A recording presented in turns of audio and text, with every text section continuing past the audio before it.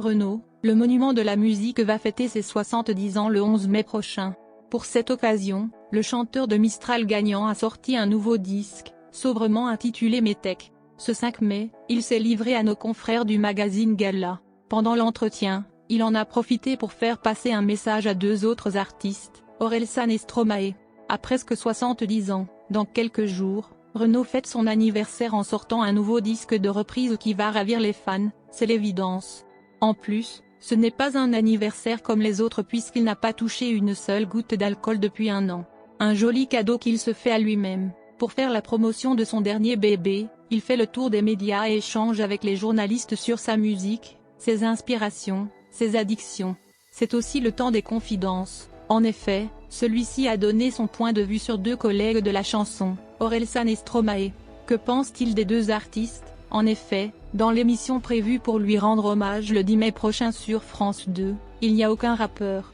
Est-ce que Renaud boude de ce style musical? Renaud a répondu avec toute la sincérité qu'on lui connaît. En général, il ne mâche pas ses mots et ne cache jamais ce qu'il pense.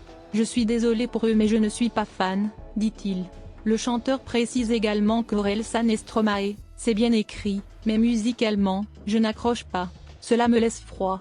Renaud n'apprécie pas plus que ça le rap, mais il estime qu'il fait partie d'une autre génération et qu'il est peut-être trop vieux. Je préfère Benoît Dorémus, j'écoute en boucle son nouvel album. Pourtant, pendant la suite de l'entretien, il a avoué être fan d'une chanteuse qui pour le coup fait un peu de rap. Angèle, j'aurais bien aimé faire un duo avec elle mais elle était en tournée, raconte Renaud. Pour la Belge, il serait donc capable de faire une petite exception. Peut-être qu'elle entendra son appel de collaboration. Renaud a fait d'autres révélations aux journalistes du Parisien au sujet de ses 70 bougies qu'il va bientôt souffler. Il ne semble pas ravi de la chose. En effet, on sait qu'il n'apprécie pas de se voir vieillir. 70 ans, ça ne s'arrose pas, ça se désespère. Je n'aime pas ça. Vieillir, c'est un naufrage, déclare Renaud. Mais, le chanteur ne sera pas seul. Je vais quand même les fêter en petit comité, avec ma famille. Quelques copains, a-t-il précisé en dévoilant que Jean-Paul Rouve sera de la partie. Nous sommes devenus très amis, on s'est rencontrés en 2007 au Café de l'Homme, a-t-il commencé. Renaud s'est remémoré un souvenir d'un moment où Jean-Paul Rouve lui a emprunté des affaires, pour son rôle de Spadgiari, dans le film Sans armes, ni haine, ni violence, qui était fan de moi, il m'avait emprunté un blouson, des bandanas, un t-shirt à mon effigie.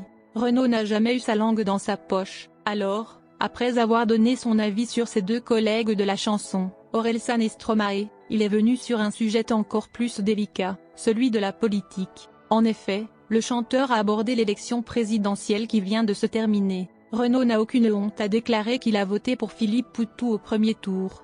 Pour le second tour, il a voté Macron une deuxième fois, non pas par conviction. Il explique qu'il a voté pour lui en me pinçant le nez. La première fois, je croyais que c'était un homme de gauche, de centre-gauche, rassembleur, a-t-il avoué avant de souligner, la retraite à 65 ans. Je ne peux la digérer. Le message est clair sur ses opinions, que ce soit sur les chanteurs ou les politiques.